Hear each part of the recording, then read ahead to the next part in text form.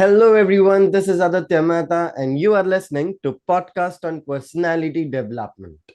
And I welcome you back to the new episode of this season, and that is Boost Your Productivity. Most of us find it really difficult to find productivity at our workplace because we have office besties with whom we would like to spend time. Most of the times there are mood swings which happens, and some of the times it's so much work that we don't know where to get started with. In today's episode we are going to talk just about that. And as always in this episode we have the leadership and the career coach Elena Pastore. So, intro music is going to play. Till the time I'll get Elena on this show. Here we go.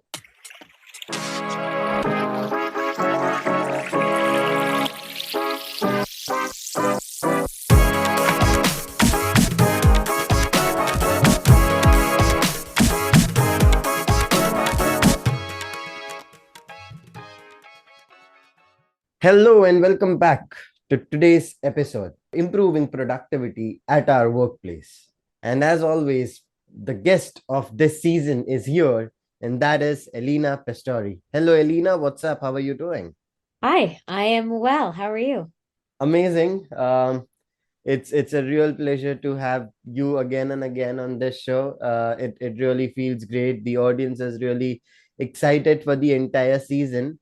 I haven't uploaded it yet, but people are always asking me that when the new season is get gonna start, and I'm like, once the all episode gets recorded, I'm definitely going to start. So this one is the fourth episode of this season, and if everyone is still excited to listen to the zeroth episode as well. I mean, the way the one which we recorded a long time ago.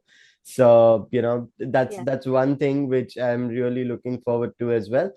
However, people, if you are listening to this conversation, you can always grab a book and pen and listen to this conversation very intentionally, so that you don't miss out some of the important things which Elena has to share, and she shares her wisdom really well.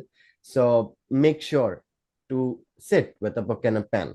So yeah, Elena, it's a pleasure having you here again, and I'm pretty sure people are really excited. But let's just dive into the topic as well today. And today's topic: improving productivity at workplace. The very first question about, like, I told some of the things, like, sometimes it's office besties, sometimes it's mood swings, sometimes it's work pressure, which leads us to decrease in productivity. What do you think, like, some of the things which actually decreases the productivity at our workplace? Yeah. So as I'm hearing you talk, actually, the first thing that's coming to mind for me when it comes to productivity is engagement. People, teams, workforces that are disengaged or not super engaged or just a little engaged, their productivity is definitely going to be a lot less. So many people are familiar with Gallup. They're the organization, they do a lot of polling, and they are known for the Clifton Strengths assessment for anyone that's taken that. And they actually have an employee engagement survey called the Q12, and it's just 12 questions, and that helps organizations determine their engagement. And one of the questions on there actually is, do you have a best friend at work? Because having a best friend at work makes you feel more connected to the organization, and feeling connected to the organization is a factor of engagement, which then is a factor of productivity. So some people are like, why does that matter? Why does having a best friend at work matter? And that's why, because it matters for engagement, it matters for connection. And if you feel connected, you're likely to care more. And when you care, you're giving your discretionary, what's the word? I have a colleague that talks about this a lot. Discretionary effort, and higher amounts of discretionary effort will lead to greater productivity and output. Well, that's wonderfully said. If you can explain a bit more about discretionary effort as well, as most of the people might not know about it. Yeah, I definitely think that not many people know about discretionary effort.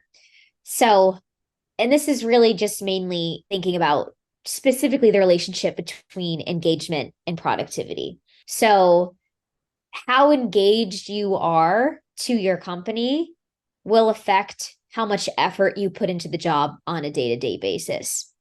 So, this same colleague of mine, I'll give him credit. His name is Coach Dwight Bailey. He's a great guy. So this is actually what Coach Dwight says is when you think about engagement, the people that are have kind of fallen off will what he calls quit and stay.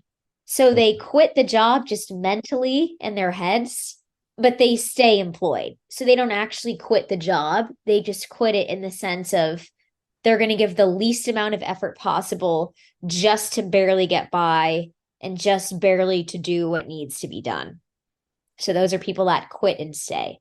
Those people would be extremely disengaged. Hmm. Then you have people on the total opposite end that are so engaged that they want to go above and beyond and they give more discretionary effort. So it's discretionary because they're choosing to give more effort. They're choosing to go above and beyond. They're choosing to do a better job than the basic expectation or the basis of what's just required. And so that level of your engagement will influence how productive you actually are on the job. So you could have two people in the same company in the exact same position with the same title, but if one has quit it but still is staying, and the other one is giving a high level of discretionary effort, their productivity levels are going to look extremely different. Wow. That's an interesting thing. Talking about the besties and stay and quit and stay. Because there are many people I know that do this, and I've seen the productivity levels going down because of the people like who they termed as office bestie, and they left, and after that they were like their productivity levels were really down. I mean, that would be one of the reason. However, you see that when I talk about office besties nowadays, so I also know the amount of people which will come to you and say that, you know what, let's go for a tea break, let's go for a coffee break, and that would be like every hour, or it may be every 1.5 hours, right? And that sort of thing which decreases the productivity, because it takes like, once you go for it, it takes like half an hour for you to come back and again sit and then reconnect with the work which you were doing. That is one thing which I have seen in people.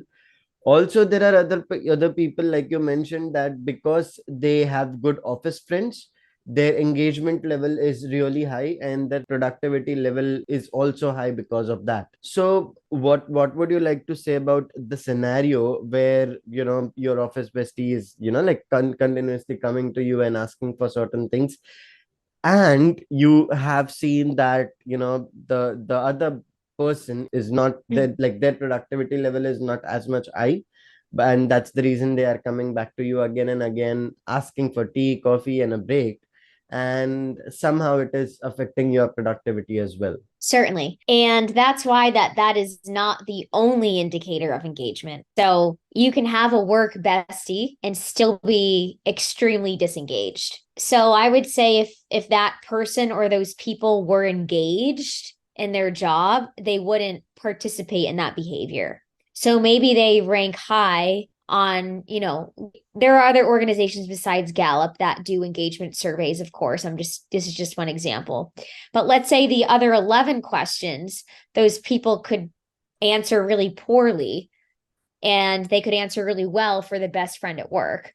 So that's why it's just one of 12, according to Gallup. So, yeah, I believe that people that were truly engaged wouldn't take those opportunities to slack off, at least not on a regular basis. Wonderful. I would say they're disengaged. They're doing that.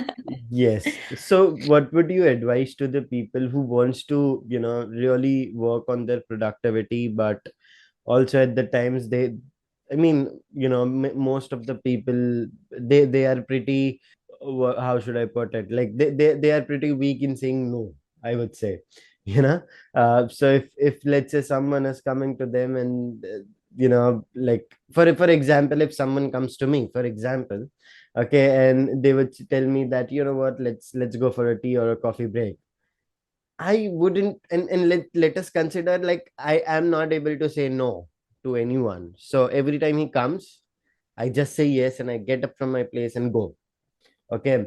So at this point of time, like there has to be a boundary as well. Okay. Like there are certain times where I'm going to say no, and but then there are certain times where I have to say, like, you know what, let's go. So how to set that healthy boundary, if people wants to do that, that's number one. And number two, okay, how can people actually realize that there has to be a boundary to everything? Okay, like, every time I just cannot say yes, I have to work on my things as well. So these are two questions which I would like to ask. Yeah. So the first thing that I would say is exactly what you mentioned about the boundary. So again, if this is something that's happening regularly, then you need to set a precedent with that person. I am someone that can have a hard time saying no as well because I don't want to let people down. I want people to like me. I want people to know that I enjoy spending time with them and doing fun things with them. There can be a lot of reasons why you may not want to say no. I think also saying no, or a fear of saying no is a fear of letting somebody down in the moment. But if you set a precedent with them ahead of time that they know you're going to say no, then that fear no longer has any ground. So what I would say is if this is happening regularly, you can say to that person, okay, I'm happy to get coffee with you once a week or twice a week or once a day or once in the morning, twice a week. Right? You can make it as specific as you feel you need to, depending on how receptive that person is going to be, and depending on how long these coffee breaks are and how much time you can really afford to take out. So just decide for you and your own productivity what is going to work best, how many times a week. For an hour, if you really need to set specifics with this person, say 1 hour, you set the time frame, the number of times a week. Be as specific as you need to, and tell them, hey, I really enjoy getting coffee with you, or I enjoy getting lunch with you, or I enjoy whatever it is. And I also need this time in the office to be productive. And in order to honor that and make that happen, I need to set a boundary, or you don't even, some people don't want to say that. I need to set a limit. Sometimes that's a better word, a limit for myself. Sometimes it's better to put it on yourself. I need to set a limit for myself that I can only do this however, whatever you decide on, so that they know if you said twice a week and they've already asked you twice a week, that they can't ask you a third time, or if they do ask you a third time, they know you're going to say no. Wow, that's great. That's a pretty good way to say it's not you, it's me. But that's sort of a good thing as well, because sometimes you have to say what you got to say. But and believe me, this is something which I have felt as well. And I had a pretty hard time, but later on I got one technique as well, from one of my mentor, when I talked to him about it. And he said that, you know what, especially for Indian people, because Indian besties are at another level, especially in boys, that if I talk some sense, the other man would be like, oh, come on, you're going to do it, come, let's go for it.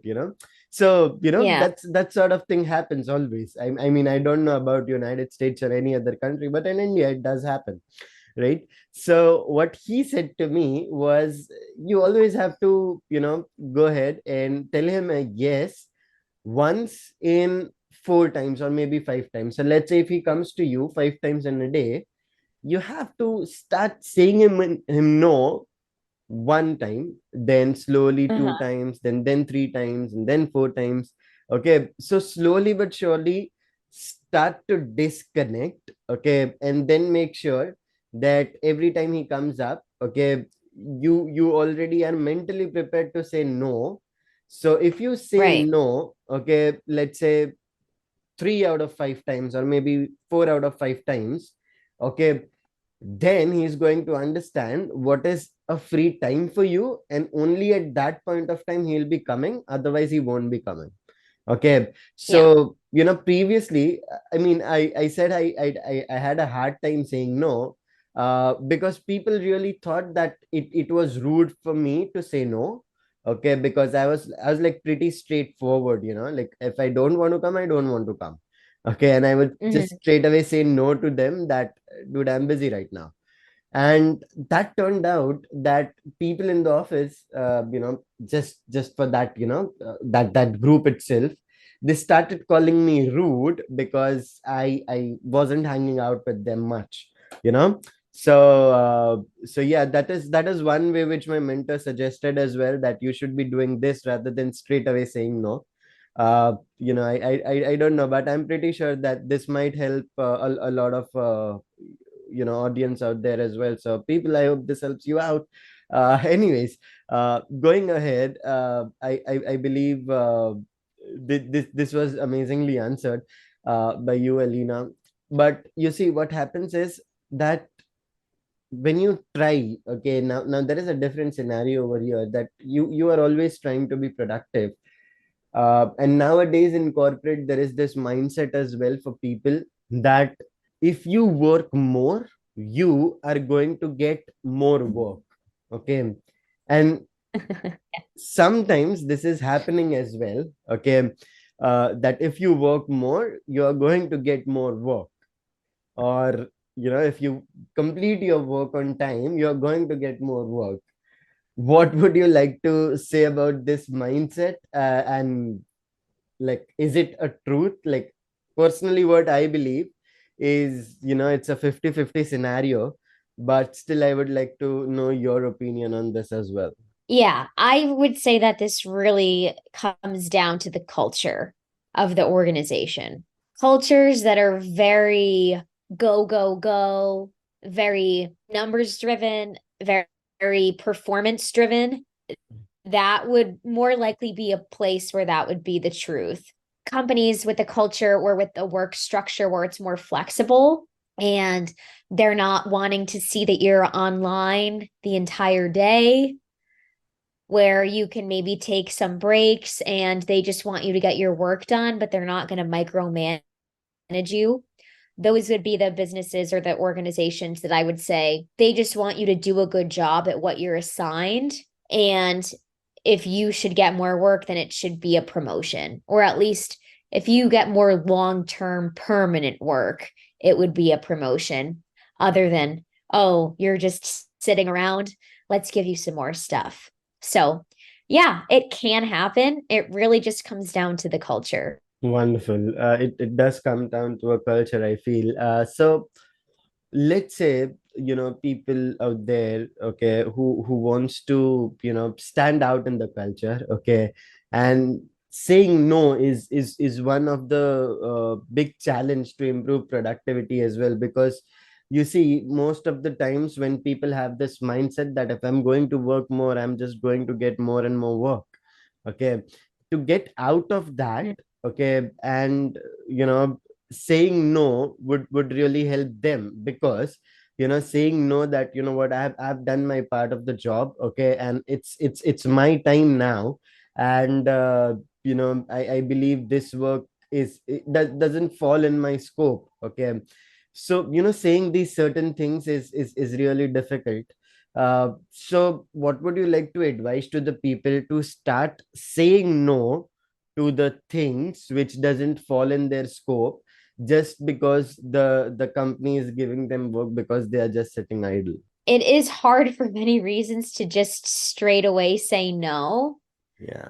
So, what I would probably advise instead of just saying no would be, what is the intention behind having me do this additional work? What is the purpose or what is the reason behind having me do this additional work? And then that will make them think a little bit as to why they're asking you to do more. You could say, if I take this work on, will this prepare me better for a promotion? And if so, when would that be? Because they're being given more work or being asked to do more work isn't necessarily always a bad thing. Hmm. It's just a bad thing if you're in a toxic culture. So let's say that they're asking you to do, they want to see if you can handle the next level and they want to promote you in 4 to 6 months. Then you would want to take it on because Yeah. if you can do it well, it's going to come with the pay raise and it's going to come with the title change. Um, so that's the other thing on the employee's end, is to not assume that, oh, I'm just being assigned more work because they want to squeeze more productivity out of me. Hmm. And to be curious and ask about what the purpose or intention is behind that additional work. And then if you don't get a good answer from your boss, and they say, well, it's because I can see that you are finishing early or you have extra time on your hands, then at that point you could say, well, this is what my job description is. This is what my contract says I'm supposed to do. This is my scope of work. And I can just do it efficiently. And this is how I want to continue to move forward, just with what I signed in my contract. You've got to be careful about how you say that. Yeah. But you can fall back on just reiterating, this is the work I was hired to do. So this is the work that I want to continue to do. Wow, that's amazingly said. I mean, and that's exactly my question was, because most of the people out there have this mindset that they are not going to complete their work. I mean, they would complete their work, but they would send a mail at the EOD, a typical corporate, term that is end of day. So they would purposely send it on the EOD so that, they are not assigned with more work. Okay, normally for the people who are working from home, that might be the case as well. So yeah, it's a completely different scenario sometimes. That company just wants to test you so that they can make sure that you are the right candidate for the promotion as well. But on the other hand, okay, there might be a good chance as well that you are just they just want to squeeze out some productivity out of you, as you mentioned. But yeah, I mean, that's two ways to look at it, and it is really important to ask these questions about why this work is being given and what's the scope of improvement for me in this. What am I going to learn? And will this have an impact on my promotion as well? So I feel that's one of the great things to ask to your manager as well, because somehow the extra work might help you out, and sometimes the extra work, it isn't helping, but it's just making sure that your time in office is getting used because the company is paying you for doing that. So yeah, I mean, that is two ways to look at it. So thank you so much, Alina, for saying that. And people who are listening to this, I hope you are writing it down, because this is really important. And you can always have you can always have Alina to answer these questions, and to more articulate it and write a mail. You can always go to chat gpt and type a perfect thing over there, and get the detailed answer, if you're going to send a mail to your boss or your manager, right? But make sure to use that, because neither me nor Elena wants you to go directly and say this to your manager, that, you know what, I'm not going to do it, because it doesn't fall in my scope of work. Don't do that, please. Okay, so just make sure that you are staying in your mind, and don't you're not doing that, please. So make sure to ask these questions, and also make sure to articulate in such a way that it is not offendable to your manager or to your boss. Okay, and please don't send me Instagram DMs that I followed this and I got fired. Please, I don't want to read this. Okay, so make sure that you articulate before sending any mails to your manager or to your boss. So yeah, that's Yep. one thing which I really wanted to make it clear. However, Elena, this is such a great answer. I mean, I really appreciate it. Going forward, I believe there are also employees in the office who really have this kind of mood swings, and sometimes it's because of the burnouts as well. Like they are completely doing it on a daily basis, and that's their routine work. There is nothing new, and now they're just tired about doing the same thing again and again, or taking on challenges again and again, and now they are just at a mental state that they somehow don't enjoy the work anymore, right? What would you like to say about them, and how can they get out of that thing where once they love the job and now they are not loving it? You had mentioned it in the previous episodes as well, that it doesn't it is not fun anymore. You had mentioned about one of the things. However, uh over here you cannot do that. Let's say you cannot take a break of, let's say, 2 weeks or 3 weeks, because it's a corporate environment, and your manager or your boss might not approve your leave as well. What would you like to say about that? Yeah. So, I mean, I hear this a lot with my clients. Sometimes it's just time to move on and look for something else. In the most ideal scenario, you just outgrow it and you gain experience and skills that are beyond that position because you're evolving and learning more. And that's just part of life. Sometimes if the organization isn't a good fit, it could just be that you can do the same type of position at a different company, and that might be a better fit. And that's actually something that I hear a lot, especially with clients of mine that have been doing the same type of job for 5 to 10 years. They will express their discontent with it. And then I'll ask them some questions, and it becomes clear to me, and they will agree that they don't know if they don't like it anymore because they've outgrown it or because of the company. So that can be a great question for people to ask themselves is it just that this position at this company fit, or is it that I've just grown entirely? I will say it once an employee or once a person has become disinterested, then that's on the path to disengagement or less engaged. And it can be hard to go back to the positive end of that spectrum without something significant happening, whether it's getting a new manager that's maybe much better, whether it's the company going through a big change that's going to be better.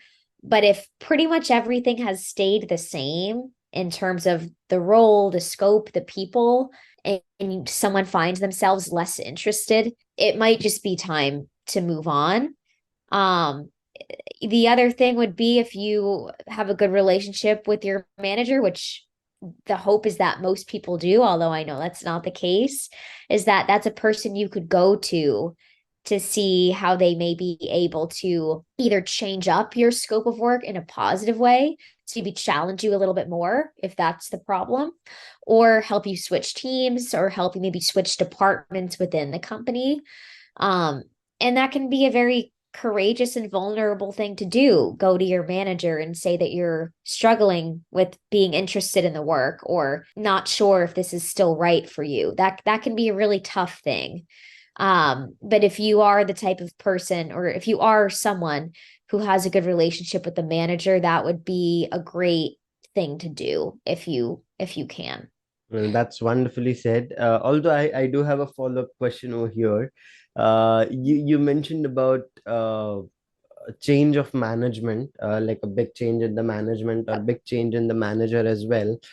That is something we can talk about, I feel, because most of the times, let's say you mentioned correctly that it requires a lot of drastical changes so that a person can be more interested in the job.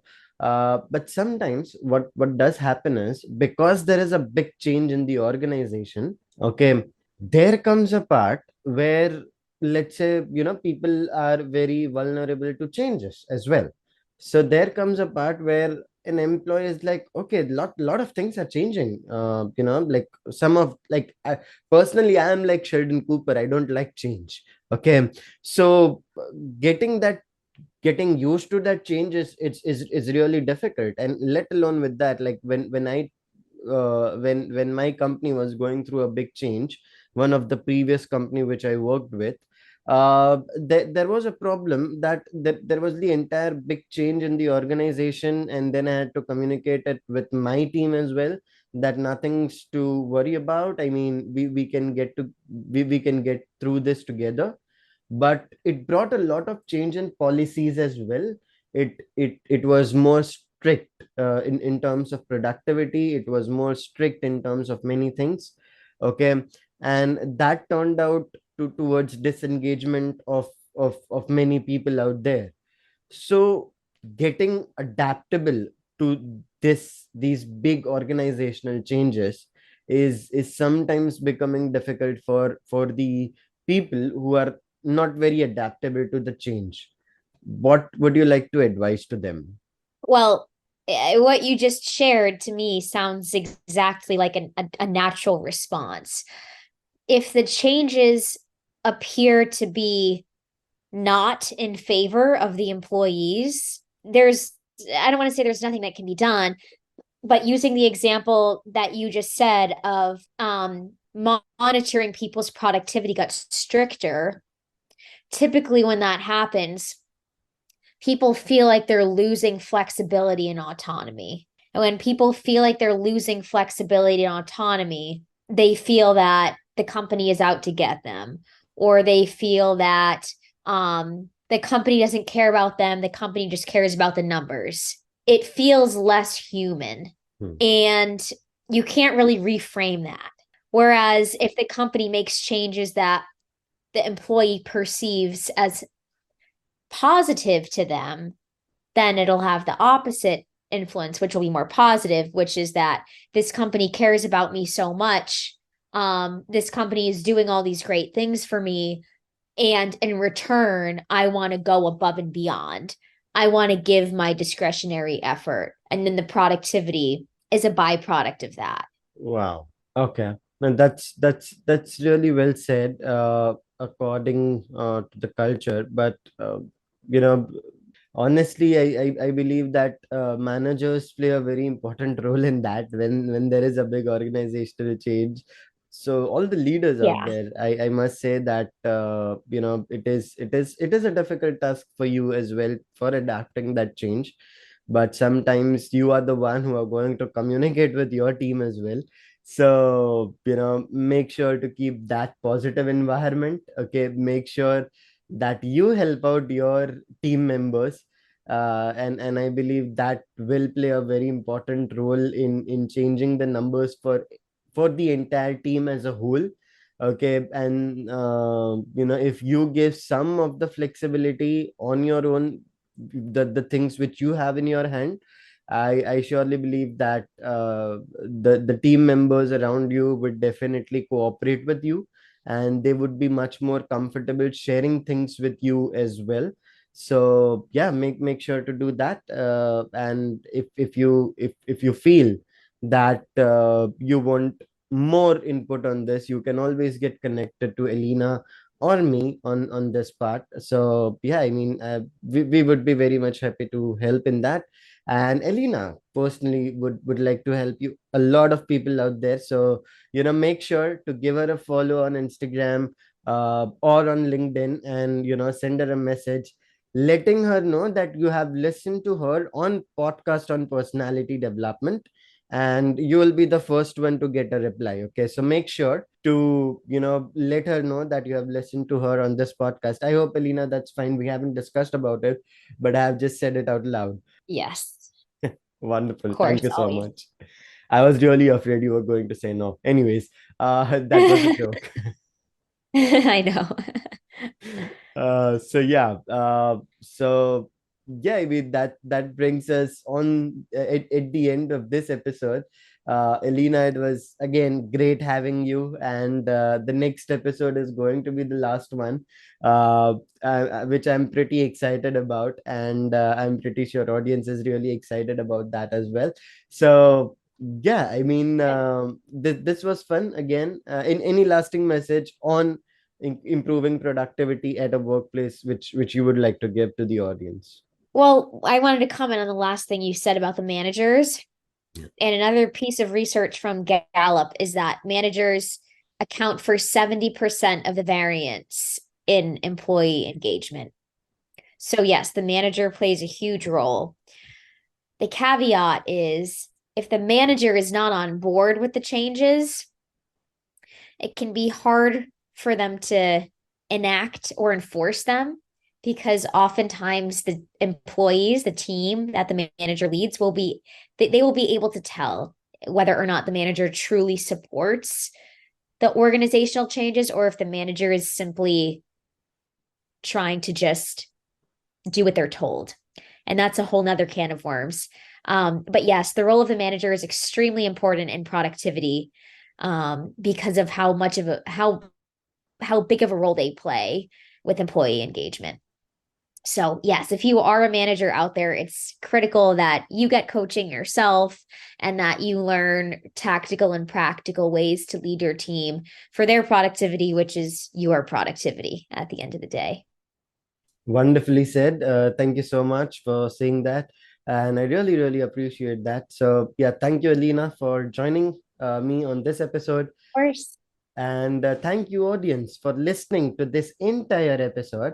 And make sure to be ready for the last episode of the season, and it's going to be amazing. So make sure to wait till next Sunday, and you will be really amazed with what we have to share in the last episode. So make sure that you stay tuned. With that being said, this is Aditya Mehta along with Elena Pastore signing off from this episode. See you in the next one. Till then, peace out.